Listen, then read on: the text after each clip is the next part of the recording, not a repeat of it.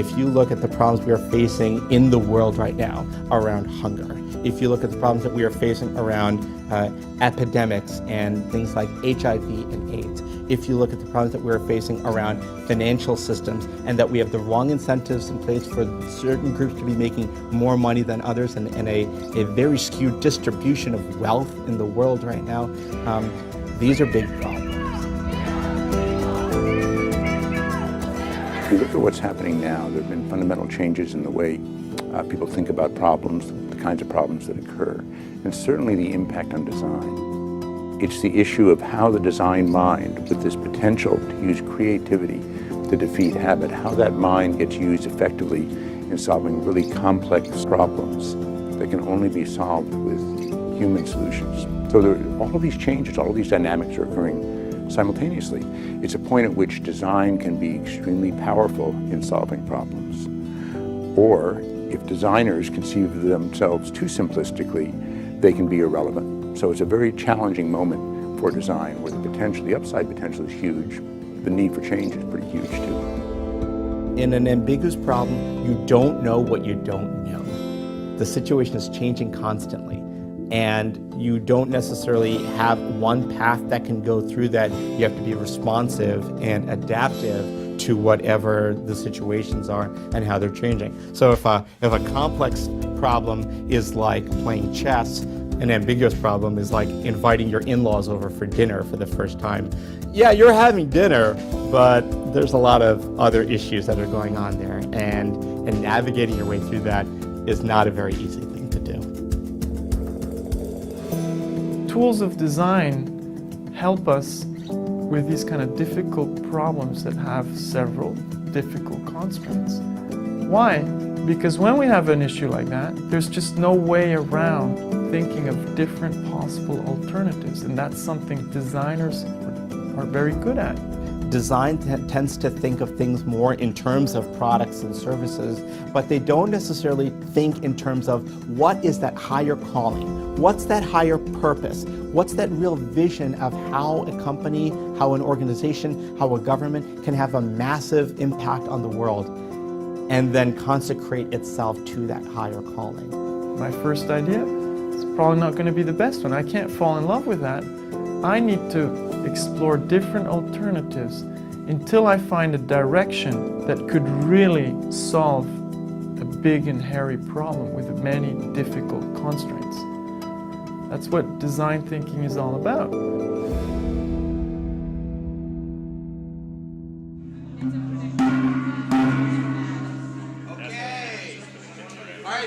So you've had some time to prototype. The coaches are now going to come out of their cohorts and do a run through with you. So act as though the coaches are your users. Design thinking. Design thinking. Design thinking. Design thinking. So I have not heard of design thinking. I haven't heard that expression before. I mentioned it to my girlfriend, and she definitely heard of it, but I honestly hadn't. Action. Action, exactly.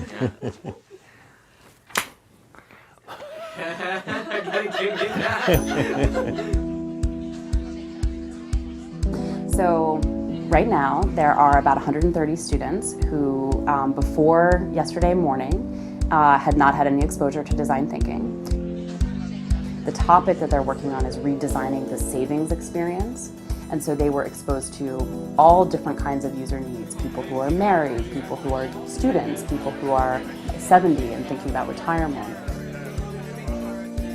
What happened was, after I got tenure, I found that I was out there in the university team teaching with different professors. So I taught with an art professor, I taught with a computer science professor, I taught with a business school professor, and I found those classes to be fascinating, right? Because they would bring their students and I would bring my students, and we'd form a class, right? And that kind of multidisciplinarity really provides an interesting opportunity to solve problems that don't fit neatly in any one discipline. So we're looking at problems around global poverty, we're looking at the financial services. Save lives, or we're working on the solar car, who's going to save energy, you know, or we're working on a project that's really going to be great fun at a Halloween party. It doesn't have to be significant.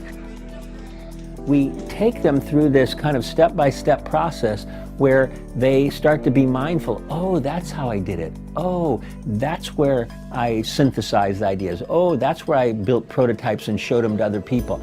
It's really about acquiring a broad range of skills that helps you look at the world with complexity, preserve the tensions that other people have said, actually, it's a trade-off. We have to do this or we have to do this. So many people think that it's kind of like in your genes. You're a creative person or you're not. I don't buy that. It's like playing the piano with practice.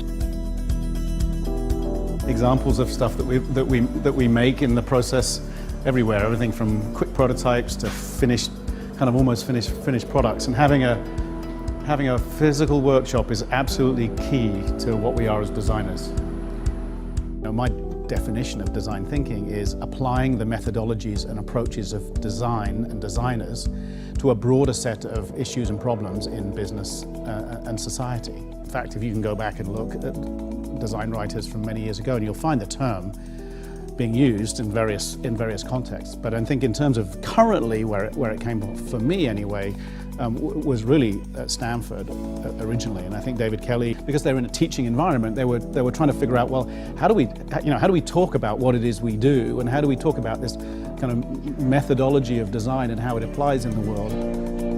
This was given to me by my grandmother, so it has meaning to me. That's one way to add meaning to a product. Remember this from my childhood, when this thing to measure your feet, something that's scientific or something that's from a different country, rivets from the original Golden Gate Bridge. Design is a sport where you have to actually participate, right? It's really hard to get passion for something if you're not involved with it. It's like, you know, I've never gone to Burning Man. People always talk about Burning Man. I can't get excited about Burning Man. I've never been there, right? But I'm sure if I went once, then I would get what it is. And of course, David and I work very closely together, and we were interested in a lot of the same things at IDEO, not so much teaching students, but in terms of teaching the world and teaching our clients a perspective on how we solve problems.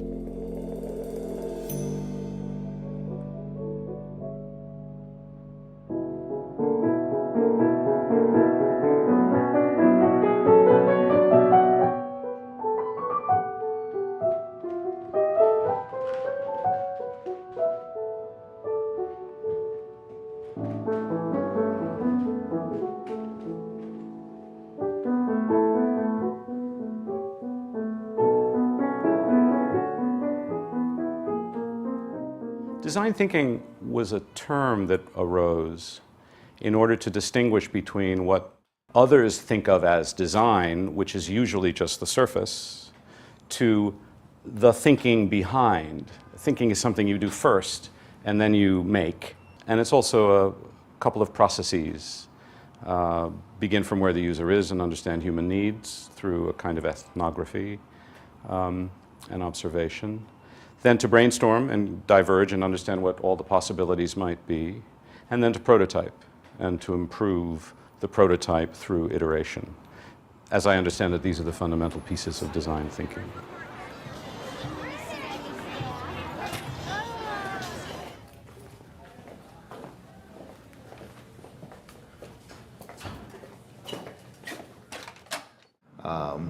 You know, people have said if nature didn't create something, an Autodesk customer probably did. Someone designed it. We'll see in the next 10 years different means of realizing your designs. So, for example, 3D printing, been in the works for 20 years, but it's now starting to hit the mainstream, where we can actually, through additive techniques, create forms that we were never able to create before. There's some working mechanisms there. That one would be hard to create in the real world. Spring. There's someone's foot. One of the key things about the way designers work, think, and are educated is to think in an integrative fashion, to bring things together and think about systems and how the systems relate.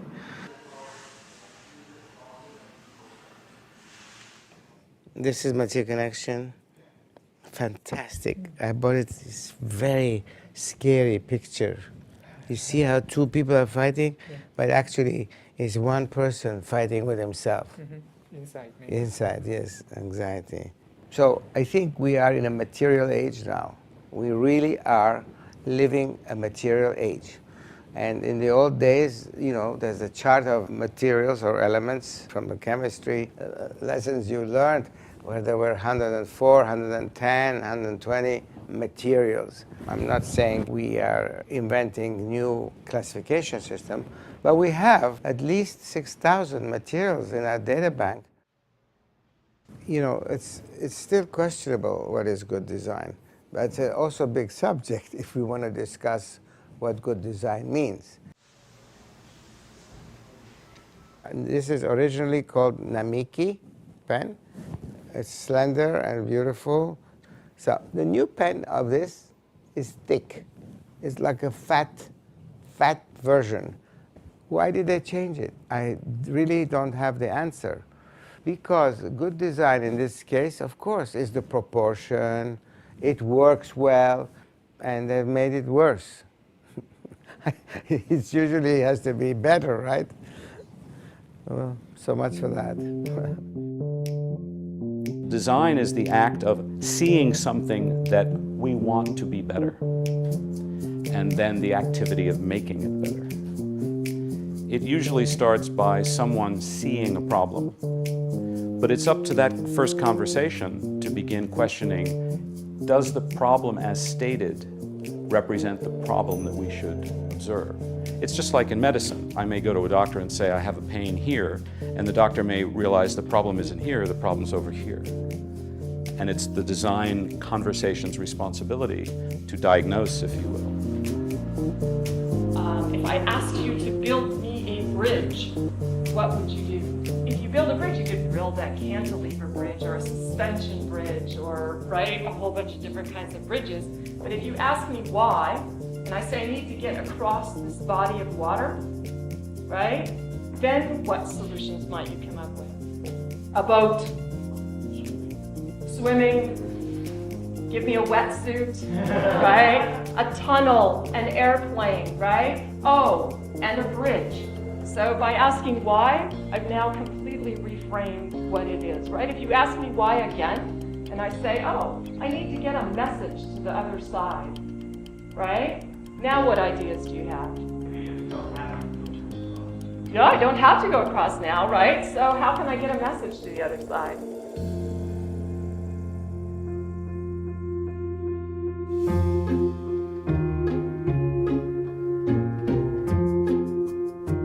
Sometimes when you ask why, you're sort of a bit of a troublemaker. You know, that question, what is an acceptable question? Why is a much tougher question to answer. This is where we started. This syringe is a real basic syringe, this and many others like it. We usually call it well-engineered but not well-designed. If you pull the cap off, watch my right hands, especially if the cap is sticky, which it is sometimes, the cap will come off and you'll see a bit of a recoil and accidentally stick yourself when you're taking the cap off, which is counterintuitive, but you know, a popular way to stick yourself. You can push it like that too, right?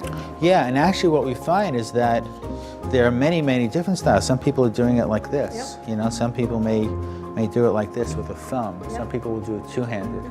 This is a little detail. So this is this metal spring. We call it a flower. It's actually pretty ingenious. It's got all these very small details. And this actually gets press fit into here using this tool. When this thing slides over this, like such, it's on. So the next time you pull this off, these little teeth here clamp onto the plastic and it won't come off accidentally. Design research is much different than marketing research. So for instance, we may look at perception and we may do that qualitatively or quantitatively, where actually responses, perceptions can be measured. And we could also say, did males think differently than females? Did older people think differently than younger people? Or was, you know, people in one profession different than people in another profession in the way they think? Watch the white dot, and I'm going to show you 3 different displays. Tell me how much fuel I have in the car. Okay, watch again.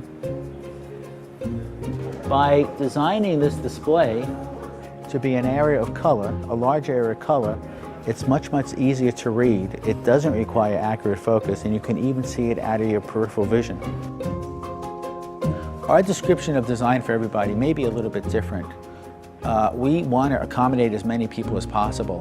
Again, it's my 1960s radical student sensibility of, power to the people. In a way, it was about eliminating segregation in design. If you want to have a good idea, have lots of ideas. So we have a brainstorm, we come up with 100 ideas in, 10 minutes.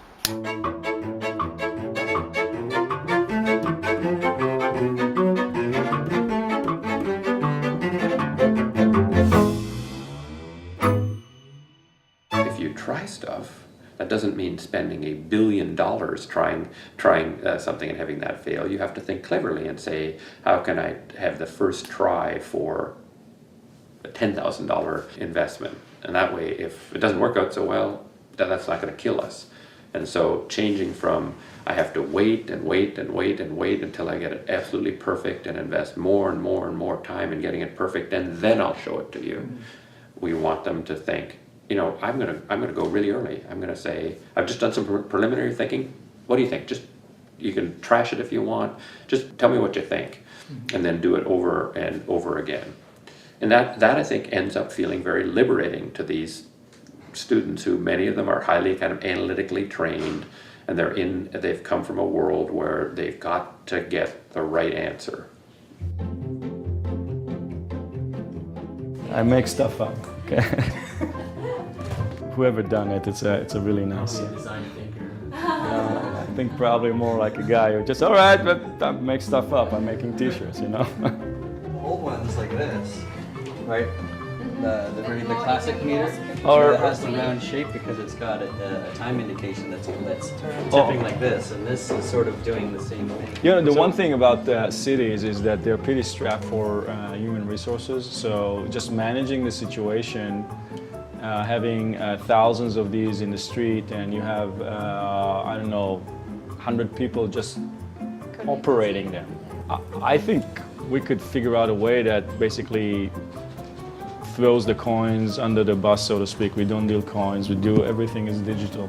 My designer friends that I've known for so long, the designer couple, is they just never mind trying something. They just don't mind being wrong, having a bad idea, as long as that being wrongness and that bad idea helps them get the next stage of a good idea, and the next stage and the next stage. So say I want to log in and reserve a table on Open Table or something. Yeah. And then wouldn't it be cool if I could reserve a parking spot when I show up, I see it? Yeah. So I wonder how we would indicate that within some of these guys. You may be able to put in a reservation related to your dinner reservation. So when you pull up, you kind of get like automatic Rockstar parking. If I'm entering something on my smartphone, and then I'm gonna take my 2 hours and put it on the device, I can do this sort of straight across to, give it back to me. We find it kind of a historical street furniture, and we want to design it, and some really interesting ones that are actually dealing with non-object. It looks like a bump. It's like I've shown up and because it's raised, that one's reserved now. I can't park there. Right? You go over by the federal building. Yeah. And they have all these anti people charging the building. Anti-terrorism. They come out of the ground. The posts. Transparent's got that too. Yeah, what if it's posts come out of the ground? Oh, that would be wonderful. If you exceed it, it basically lifts your car.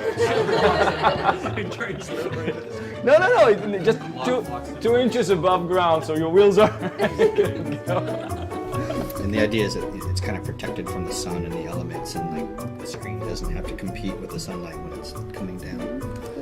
So the design output from design thinking, the idea of making creative leaps in order to come up with a solution, the idea of representing those leaps with prototypes or renderings or some form of communicating device, the idea of choosing between them and then going forward and developing concepts that allow people to not just be problem solvers using their explicit thinking, but also be problem solvers using tacit knowledge, using the learning by doing, and finding that they come up with solutions because they build things.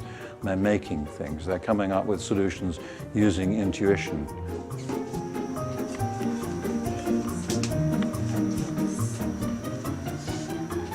This is really nice, the inside. we're doing screen here. The notion of illumination in the inside is really nice. It could also shade the screen from the sunlight. Yeah. And it protects against rain. Mm-hmm. And it's a wonderful bird's house.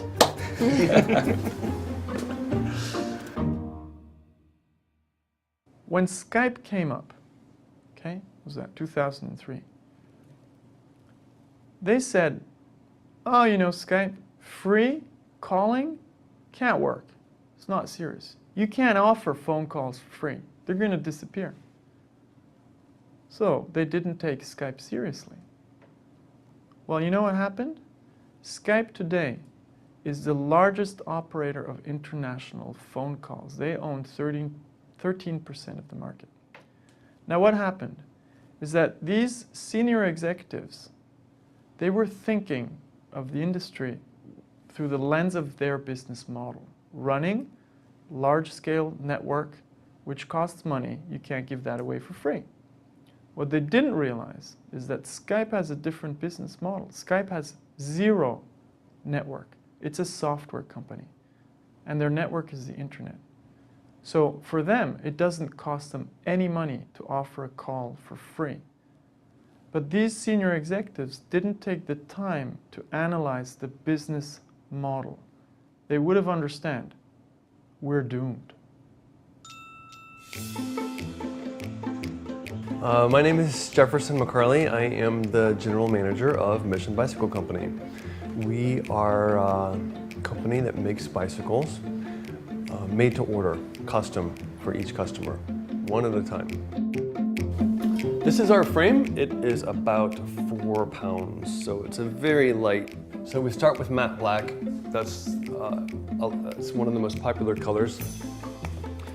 We get to choose another color, which we know all of these colors look really fantastic. These are our favorite colors, basically. But if you have a special color in mind, we have more options. We have our frames custom powder coated right here in San Francisco, and you have about 200 different choices. One of my favorite things is to see the light bulb go off over people's heads. If I didn't have to just pick a boring, ugly bike, pre-built off the shelf, if I got to choose the color of the frame, the color of the wheels, if I got to choose the riding position and the handlebar style that I wanted, what would my bike look like?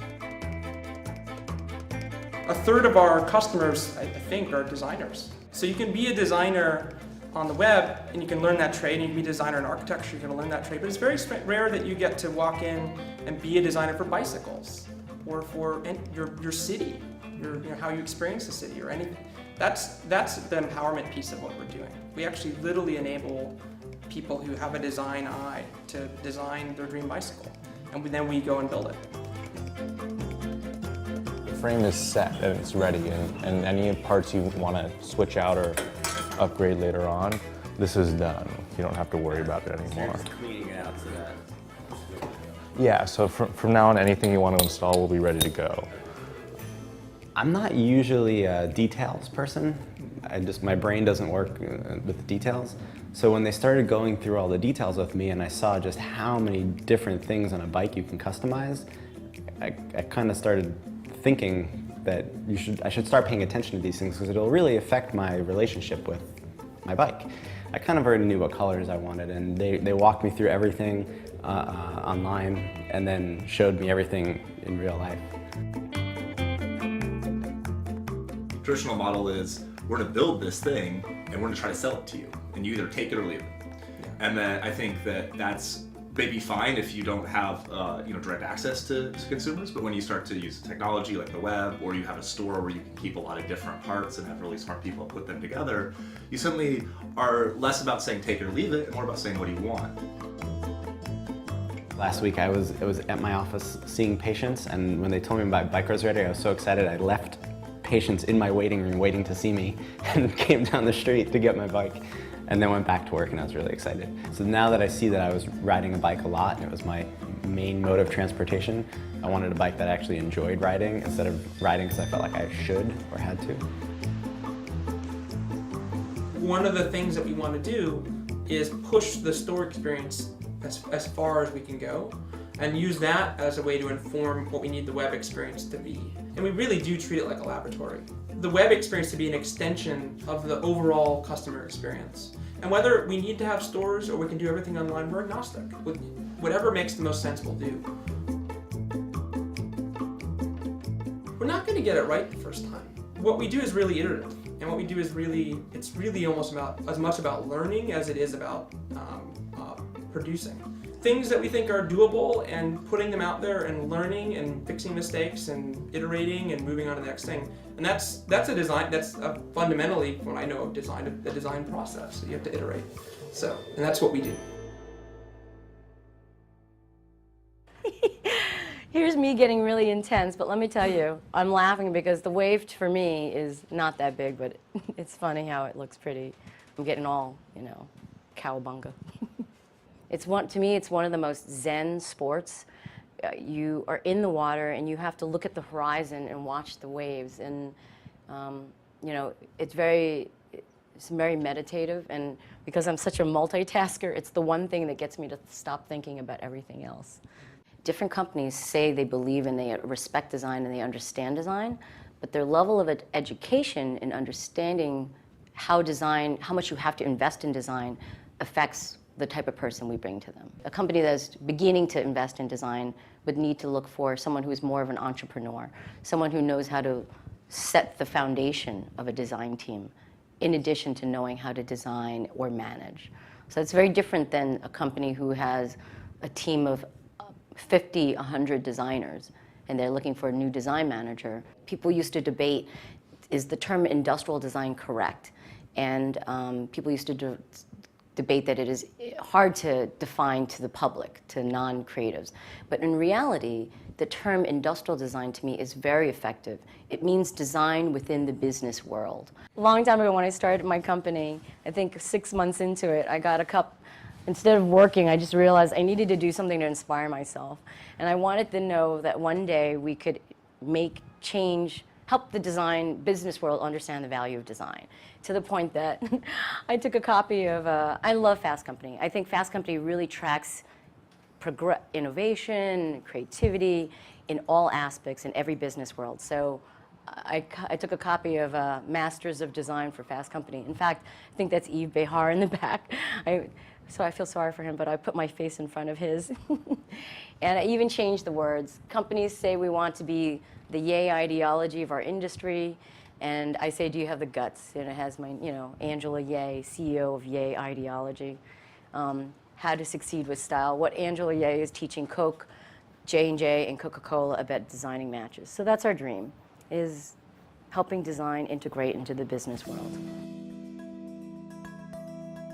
My name is Vince Ferron. I'm the head of design for Coca-Cola North America. Prior to joining Coca-Cola in 2006, I was with Apple full-time for 16 years. I've really, on limited occasion, avoided sort of dropping the Apple bomb, if you will, as to, when I'm inside speaking about design and educating team members or young designers, I may give relevant examples, but I never say, this is how we did it at Apple.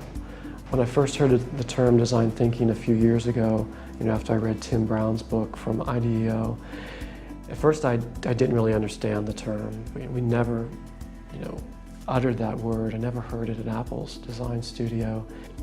It led the design effort for one of, I think it was called the Flower Power, was the internal name for one of the iMacs, where it had the rear end of the iMac had an integrated graphic design of flowers or inspired from the 60s. And it wasn't a success. It lasted in the marketplace for 6 months. But you know what it really taught us about in-mold decoration and form design and material exploration? One of the stories I heard about how this particular design was sold in is that they prototyped it and they just seeded it throughout the company. They would make 100 of them, they would just put them in conference rooms. And so business, brand leaders, marketing leaders, they'd be like, oh wow, that's great, why couldn't we do something like that? And what I'm most proud of, which was the design thinking led, is the way that we've developed the ADA user interface. We tested it at the Shepherd Spinal Cord Rehabilitation Center in Atlanta. It's an area where people have been unfortunate, have been in a car accident, etc., or they've become handicapped because of an accident, from children to older adults.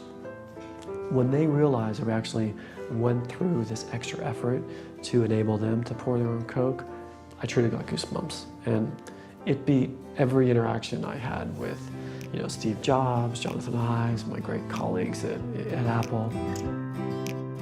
Coca-Cola in a lot of countries is really viewed as a local company, and they have the love of their communities and their consumers, and I don't feel that Apple has achieved that. I feel that they have achieved maybe a love for their products, but I don't believe that if you go to, South Africa or Japan, that individuals actually really love Apple as a company. And that even in a way is design thinking, as the way Coca-Cola has chose to integrate into societies in over 200 countries.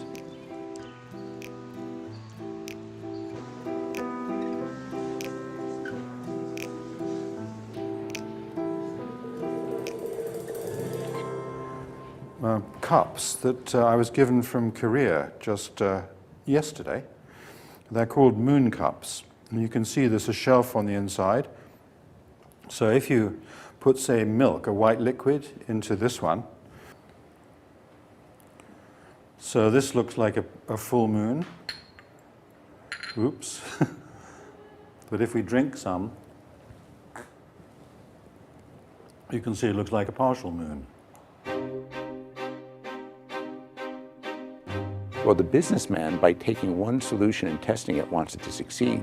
The designer, by testing a number of things, knows some will fail, so he doesn't care. Many large companies in the world will go and recruit straight out of Harvard Business School every year. The great companies in the world are not going and recruiting out of the great design schools. They often just don't know what to do with designers. They don't know what to make of them. Designers often scare them. They talk in the language of what is cool. They talk in the language of what is creative. But they don't necessarily talk in the language that business speaks. I've get comments back from our business leaders like, oh, I didn't realize those designers down on the 14th floor were so smart. Business speaks a very finite number of languages. They speak in terms of a profit and loss statement, a balance sheet, and a statement of cash flows. And organizations have been designed for most of the 20th century to be efficiency-based machines. You don't want to experiment. You don't want to try out new things. You want to execute on plan and on budget.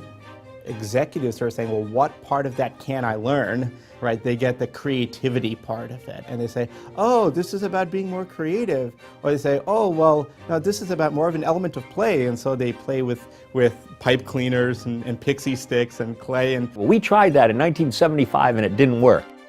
There were local militias in towns of Holland, and they were actually paying Rembrandt, to paint them. They actually arranged because they paid different fees. So the guy who paid more got the front position. So who done the art? This guy, Ted Nelson, realized that the coming age of computers were going to change everything. And the interesting thing is, what is an artist, a truly great artist, doing with the brief? He's not writing the brief, it's what's happening after the brief. And this half of it is education about computers, and this half of it is what the future might be like. You know what, I think I need to go hire a plumbing thinker. You don't say that, you say I need to go hire a plumber. Prototyping, testing, failing all the time, but failing quickly and cheaply in order to succeed. You have found is that design firms will do something like say, well, we'll have an MBA run a spreadsheet on this at the end of it. And that in itself is a wrong idea. That doesn't work as well because you haven't really integrated it into the creation process. Succeed or you're going to fail. When you already invested 50 million, 100 million. So it actually becomes what some scholars call a wild-ass gamble. Why is it that big, huge corporations get beaten by kids in garages? Ooh, yeah. Are they trying to replicate what's being done already? No, they're inventing the future. They've got nothing, absolutely nothing, and and 10 years later they are bigger than Time Warner. And how could this possibly happen when Time Warner has all the resources? It's because Time Warner is trying to keep on exploiting the same things they do now rather than inventing, right? Because they felt the pressure of keeping on earning high returns on an existing business model, and they couldn't step out of that and say, wait a minute, we've got to have 3 or 4 years of really crummy earnings while we completely restructure ourselves to be online, digital, etc. This is actually the whistle from an Alessi kettle that was designed by Richard Sapper, and he wanted the sound of the kettle to be more interesting than a normal kettle. So he designed it so that there are 2 notes that when the steam comes through, it blows like this. That's one, that's the other, but together.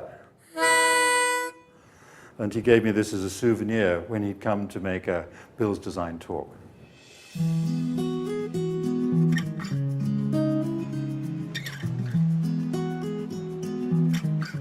So this is how it starts. It's this kind of big format. It gets redesigned several times. So this is when we cut back the size of the magazine to its to the smaller size. This was our 5th anniversary issue. This was our 5th anniversary, and then this is our 30th anniversary issue. So it's quite a change in size. So the hub is, we're not quite comfortable with the term co-working space, but in a way it's a space where people come together, but not just any type of group. It's a social entrepreneur. People are working in social innovation. So I work out of the hub. I collaborate with my team. We have a very international scattered team. So nobody is in the same place at the same time. So we use technology to communicate so we can understand what the team is doing and where they're at. The fundamental nature of work is changing. You don't need all these offices. You just need a laptop connectivity and a great place to hang out and a good chair to sit in. I think it's a combination of a lot of different things. Because if I just wanted to be around other people, I could work at a cafe or in the library. But being here, I think it has a lot to do with the energy of the other people who are here. The network that the hub provides. I mean, it really is a hub for people who are interested in social innovation. So social entrepreneurship is a fairly new term, and it gets kind of confusing, especially in the era of social media. Is it social media, social entrepreneurship? No, completely different things. So first of all, a social entrepreneur, let's just say, is somebody as an entrepreneur that's doing something that's of benefit to society or of benefit to the environment or the world in general, you could say it that way. So that's how we loosely define social entrepreneurship. There is no them. What happens in rural Thailand, for example, affects people here in San Francisco just as much. So I think that having the awareness of that we are all in this together, we all have some skill that we can contribute that will be valuable in moving us forward, is something that more people are tapping into. We just had our next generation design competition winners announced. They create an algae farm on the facade of the building, which is, and you know that algae lives on carbon dioxide, so it lives on the dirt that we produce. And it's a very important, it's going to be a very interesting resource of energy. The architect has to reach out to the biologists, to the other scientists, to the physical scientists who know how these systems work, and put this information into the brief about the building. It's become an example for me of what 21st century thinking, design thinking should be about, which is collaborative, which is technically informed, which is historically connected, which is culturally connected, which is environmentally aware. We thought about what's the right environment for people working together. We have the kitchen area, which serves as like a cafe-style setting. Rather than just go with traditional like cubicles. We wanted to work with something that's a new design. Anybody that want to walk between the two spaces needs to walk through the art gallery. And there's something there that's inspiring as well. Art inspires the entrepreneurs inspire the artists, and starting to connect that. But we also have ongoing workshops that we do almost on a daily basis. Things like, you know, hub office hours, and the office hours are like half-hour sessions with like a lawyer or with an accountant or with a designer to try to understand a little bit better how we can actually help that business.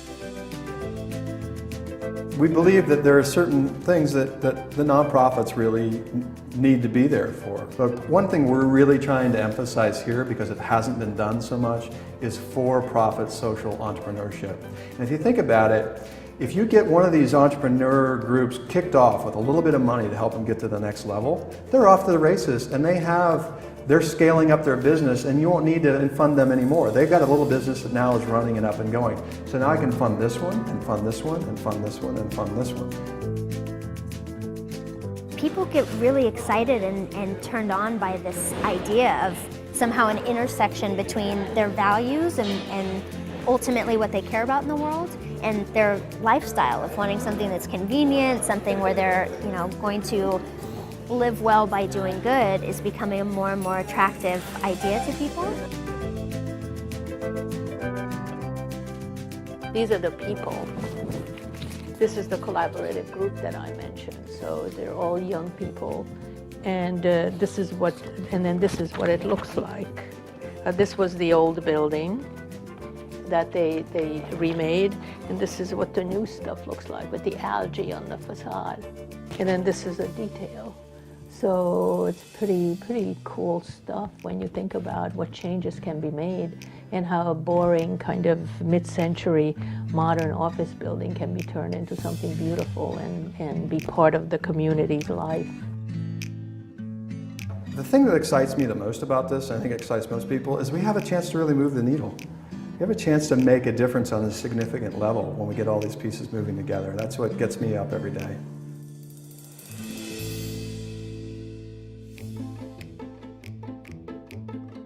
Some people are really good at sitting on things like this. I'm not. So as you can see, like this is probably needs to be inflated, but apparently if you sit on this, this actually like gives you a better core.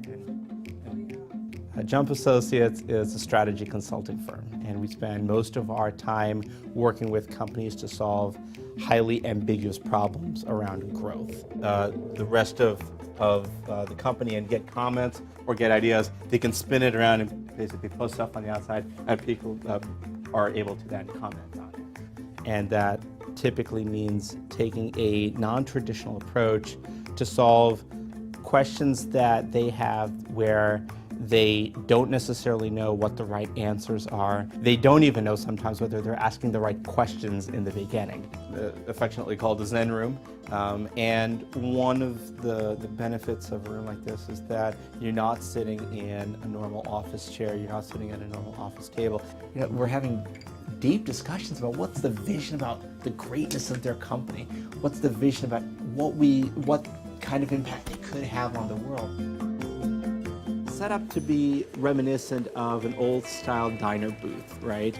And you're talking and it's late at night and you're hatching plans about how you're going to go about changing the world, right? And you know, even when you've got a great idea, you reach over for the napkin and you just scribble a great idea down on the napkin there. And we know what that script looks like. We will often say in the middle of the meeting, okay, everybody switch chairs. Find a different chair in the room, and you have 10 seconds to do that. Why? Because you've been thinking the same thing, and you will see things from that perspective. Give yourself a different perspective. You know, there have been project rooms where I walk in and there's not a chair to be found because everybody's on some sort of other seating contraption. We want someone, as they happen to be walking between the cafe and their office, to walk by the library and say like, oh, you know what? I hadn't thought about that. That might be an interesting book for me to go and look at. I've been trying to think about this issue of pricing. This may be a book that I might want to actually consider. You know, here's a page, Carol, called The Design Problem. A process is a problem-solving journey. So, you know, when you think about things like design thinking, like it all sounds new, but this is stuff that was created back in 1972. I think it's hard to take yourself too seriously when you're sitting on a big purple ball, honestly. And so much of coming up with great ideas is really about giving yourself the freedom to think crazy, to think wild, to not be constrained by what exists. And what you want to do is you want every designer to be able to move up and down that line. Now here, the reason you want to end up there is not because it's more important than the craftsman down here, but because that's where business values the contribution design can make more. And so that's where you want to be. And down here, with technology offering an increasing number of tools to all citizens, it becomes a generic product. And up here, it becomes a unique product which has much greater value. So that's what has happened to AIGA. We represent the experience design spectrum. For democracy to work well, there has to be trust between the government and the citizen. And trust is established by understanding and communication. And almost all of the communication between a government and a citizen is based on asking for information or giving information, which means that democracy depends upon information design. Now, when the government came to us and asked us to redesign the ballot, we said we wouldn't redesign the ballot, but what we would do is redesign the election experience, because it's not the ballot that's critical, it's the experience from the time a citizen discovers that there will be an election to the point at which they understand the issues and go through the process of actually getting to a voting place, marking a ballot, and then leaving that space confident that it was marked properly and it was counted. And that's the whole election experience. Now there's a case where instead of designing a ballot, we redefined it to design an entire experience.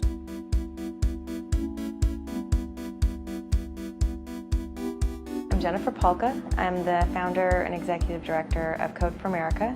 We're a nonprofit that works with governments and brings the talent of the technology industry into working with city governments. A lot of people think it's not possible to change government. I think that they can be forgiven for having that view because they've gone to the DMV and been frustrated. The forms look the same as they did 10 years ago. One of the things that people as citizens don't realize is that bureaucracies have evolved because of our needs and our demands. We've made them what they are. Certainly we have made city officials, elected officials, bureaucrats extremely afraid to do anything wrong because we hold them so accountable to doing it right every time. There's a real sense that you have the public safety in your hands, and that if you mess up, really terrible things will happen. It's totally antithetical to the culture of startups in Silicon Valley, where the idea is try something, if it doesn't work, it was probably only a couple months of work anyway, throw it out and start again. A big part of it with city governments is just getting them comfortable with the idea of experimentation, about trying something. A really concrete example there is they're used to only putting out web apps or software or websites that are completely done and have been checked by the lawyers and signed off on by every city department. So when we put out a really early beta product and say play with it, and then we'll improve the product based on the user feedback, they get very nervous because you're putting out something that isn't accurate or isn't right or isn't been vetted properly. And that's a place where we can help them understand the role of the beta, help them caveat it properly, just help them sort of get comfortable with the process that's very common here in Silicon Valley. Code for America as a program is an experiment now because we're trying to get the program right. The program can't be about delivering a piece of software at the end of the year.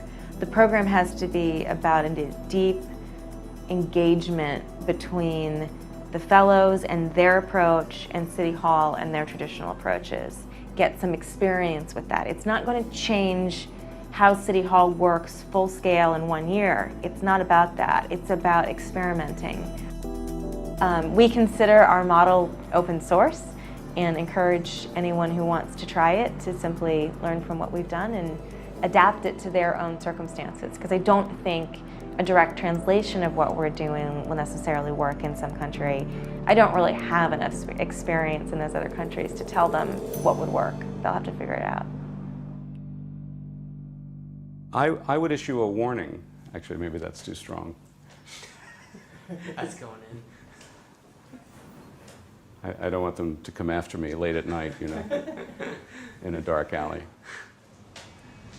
They're all on the West Coast, so.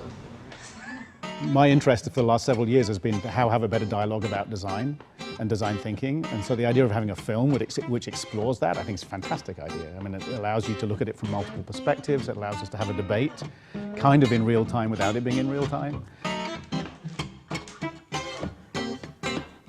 People are talking about design thinking because it's a bit fashionable. And the result is we've had some backlash recently that some people are saying, oh, I hate the word design thinking because they've seen things that weren't successful. Then you might well say it doesn't take a designer to do that, and that's absolutely true. Some of the aspects of design thinking are simply suggesting that designers are not thinking. First of all, if you're only thinking, then you're not doing, and you have to do in order to know, and you have to know in order to think better. Which requires a lot of intuition and requires some level of serendipity. I've known some designers they're beautiful at form givers. They're not going to be replaced by design thinkers. But they're absolutely incapable of solving ambiguous problems. When you look through here, you can see an image in 3 dimensions. This idea that I originally got from Virginia Postrel, who's the design writer and design critique, which I thought was wonderful, where she talked about how I'm a professional author. I don't think I could run a restaurant. But I don't complain that other people write. Even though I ran a pretty successful design agency. You know, I believe everybody should be able to write, but I'm a professional author, which means I think maybe I can write a bit better than other people can. If you call it integrative thinking, then there's no problem in designers being involved in it. It's only a term, it's only the start of a conversation. They inevitably come up with a product or a small design service.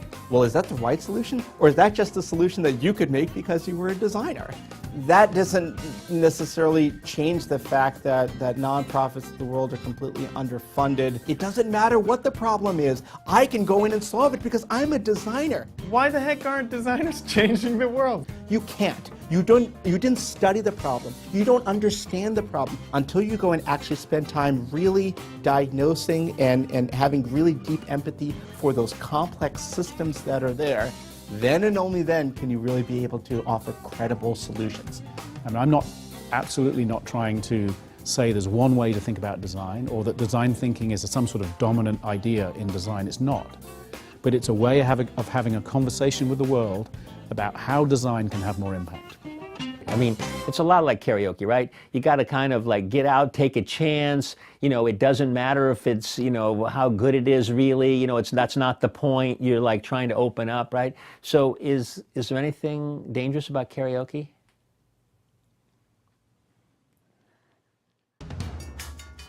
Well, where do you want to start from? I've been a cook for many years, and prior to coming here, I was an actor in Los Angeles. For 10 years, I did a lot of TV work and theater work, and I got a phone call from a company and asked me to do a corporate event. We did that event, realized that there was a potential market for team building and also for cooking parties. So we started Hands-On Gourmet out of a garage in the Castro. We built some shelves. We had racks on the side, pots, pans, cutting boards, linens, chef jackets. And if you look back through history and throughout the beginning of time, the one thing that's always brought people together is food, 100%.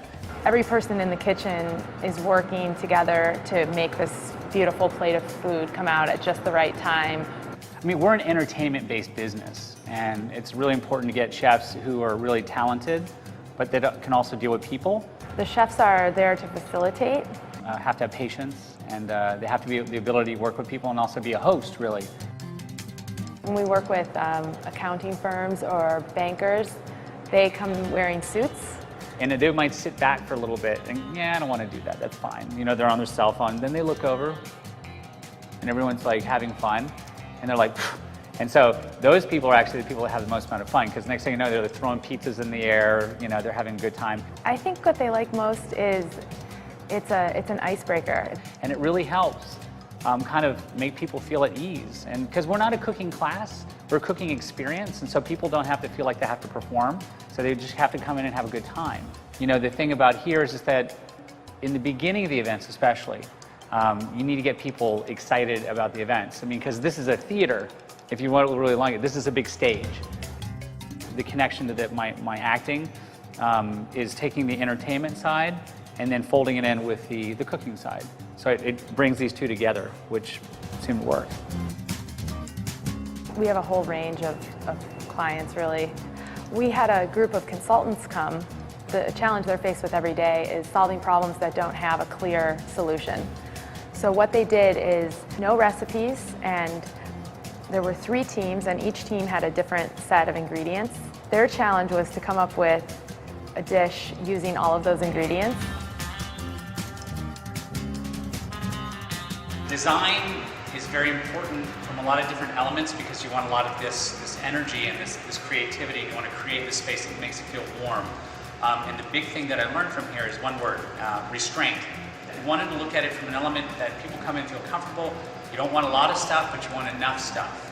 And so it's very difficult to hold back and to not put more things and more colors and all those things. So if you look around, you'll see that it's a very open space. And when people come in here, and that's very important, they're wearing clothes that have color. And also on the tables, there's vegetables and fruits. So every day actually, we design a new space. I guess just making people happy, really. That's the best part of it. Dealing with and redefining healthcare, is that a political problem? Is that an economic problem? Is that a business problem? Is it a religious problem? Is it a science problem? The answer is yes, it's all of those. If you want to be able to solve all those, you're not going to get anywhere by just putting a rabbi and a politician and an economist in the room. Although that's beginning to a really good joke. It did take us quite a long time to really get good at working together. And we achieved that by putting people into the same room in small studios, so that there was a chance for the engineer to sit next to the human scientist, to sit next to the designer. It's not enough to simply have a multidisciplinary team. You have to have multidisciplinary people. Society doesn't do a very good job of promoting hybrid thinking. Society does a very good job of trying to strain it out. And what that often looks like is that we tell people from a very early age, you've got to focus. You can't look at everything. We tell people that you have to pick one major when you get to college, right? I have 3 different disciplines. You know, I started off in electrical engineering. I then received my master's in business. And then I went back to get a master's in human factors design. And I truly believe that if you can't reinvent yourself, you can't reinvent a team. What I really respect about, for instance, the movie industry is that they developed a very astute sense of respect for each one of the crafts. And with design, it's really blurry.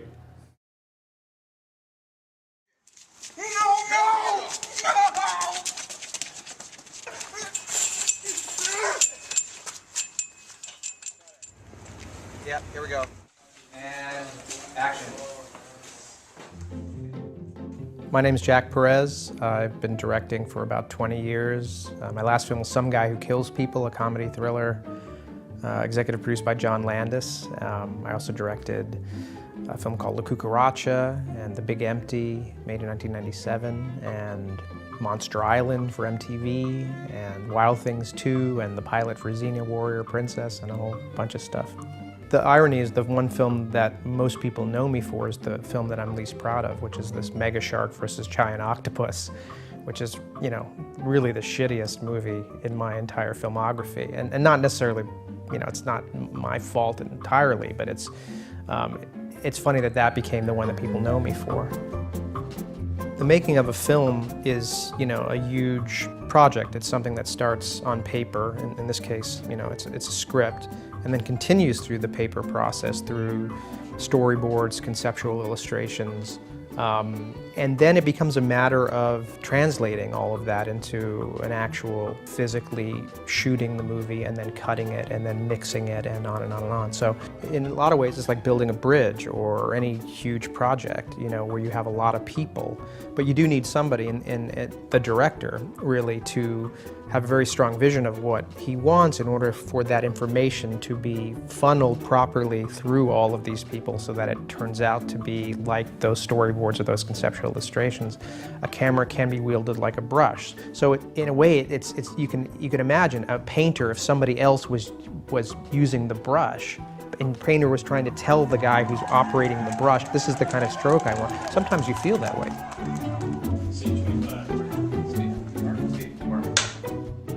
Design thinking, I haven't heard that expression before.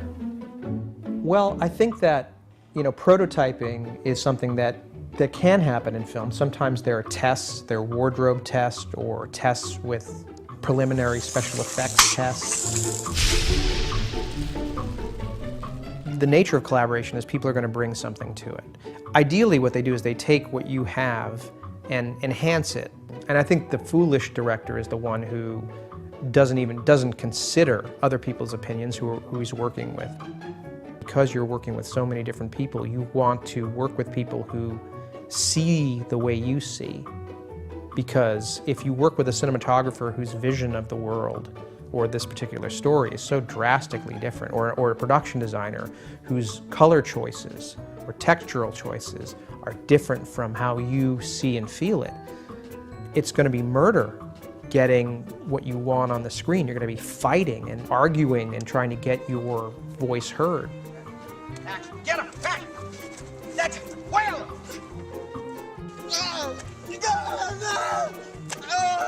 I once had a guy come to me and literally say, "It ain't show art, kid.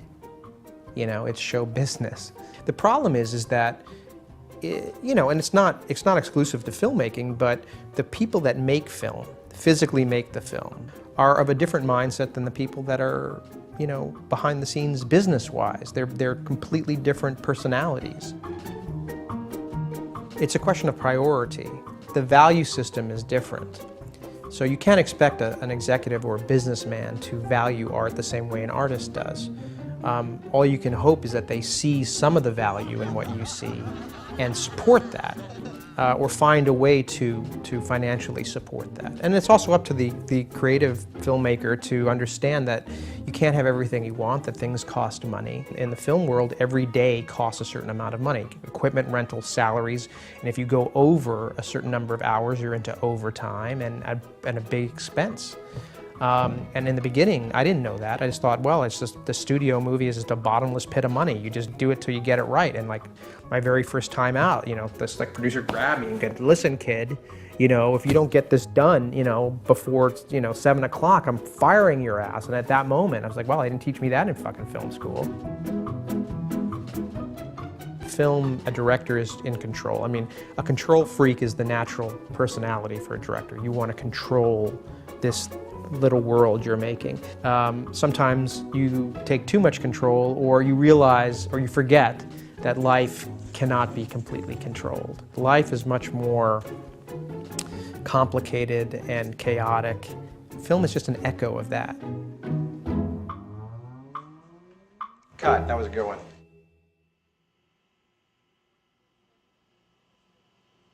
Doctors have this funny situation where we want them to quickly diagnose us.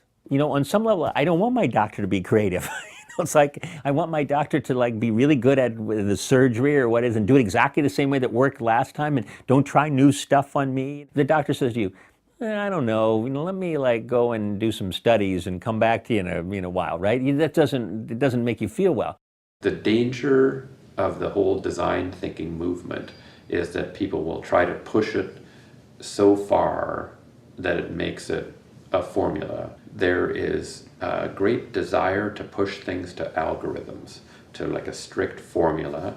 And the reason is that with an algorithm you can be extremely efficient. You can be completely rule-based. You have a process where you can just analyze your way to answers. And design thinking is never going to get there.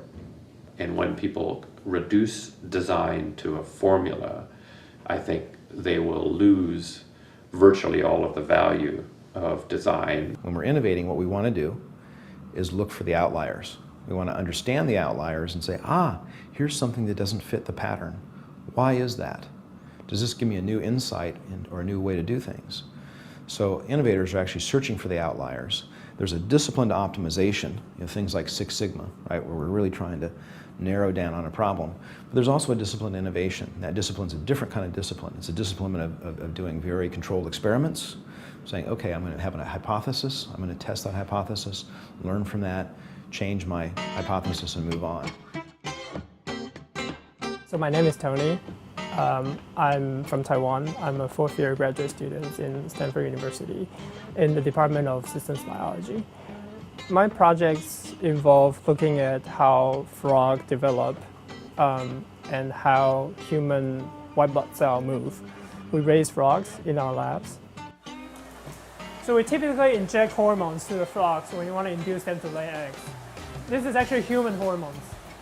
In Africa, when they don't have the real pregnancy test, what they do is actually they have women pee on the frog.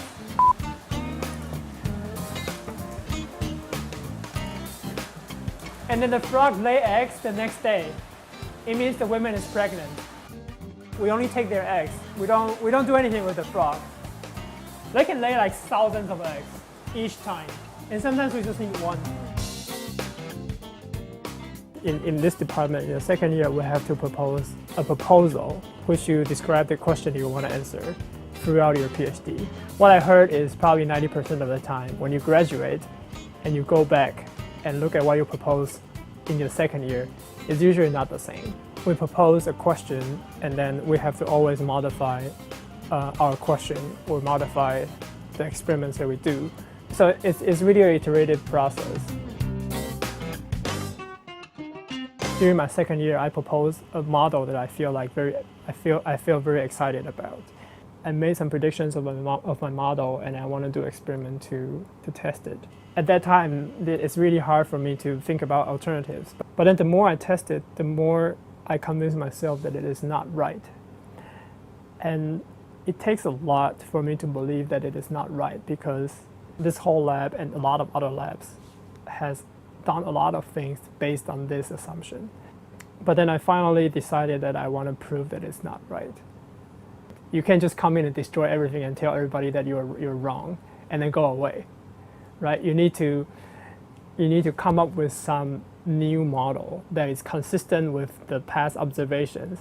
It's more like I definitely have more understanding now on this question. If 10 scientists are doing the same thing and trying to answer one question, the answer should be the same. Otherwise, it's not called science. Because if we want to study what causes this disease, it should be one answer, right? For example, a doctor cannot be creative. Your ultimate goal is the same. You want to cure the patients. But what's different? The creativity comes from the process. So there will be people who follow traditional ways, but then there will be people who are creative enough to come up with new approaches and get to the answer faster. So I have not heard of design thinking before you told me about it. So in regards to what you do in your lab, do you think you're a designer? Yes, I design experiments. So I will not say I design a question. I identify a question. But then after I identify a question, I design the experiments and the process to answer this question. Probably every few months, or maybe once every year. You sit down and think about, am I really doing the thing that are important, or am I just doing something that are not relevant?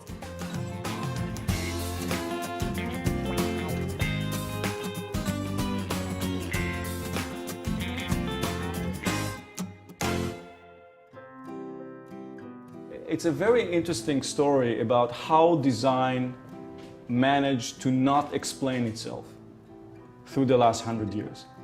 There was a point at which design was about form. Mid-century, in the last century, it was all about form. Then it became about form and content. So in other words, the designer became responsible for the message or for the function as well as the form. But now it's about how a designer can deal with a problem considering the form, plus the content, plus the context in which people have to address the solution over time. If we can start to show examples of our best selves, entrepreneurs and others that are doing good things, regular everyday people that are doing great things and having impact, somebody somewhere is going to say, wow, that person, I could do that. And I think that's the most important thing to look for, is where's impact happening? Is this idea helping us do better things in the world than we were able to do before? Is it allowing us to bring people together to work on creative things who would never have imagined being creative in the past, or never imagined working together? Or if they did come together, they wouldn't have had a language or a methodology to use to actually get to an interesting place or an interesting solution. And if we're not having an impact, ask the question, why not? What can we do to improve? They're the kinds of people who feel that this is dangerous. I want to know the formula. Tell me the Black-Scholes option pricing formula, or tell me what are the 4 Ps or the 5 forces, and I want to do the analysis and get the right answer. And others just feel that they're freed up. They feel, oh, you mean I don't have to get the right answer right away? You mean I can dream about what might be? It feels like they're saying, you've taken my shackles off. The world is a very diverse place, and I'm happy to have that diversity.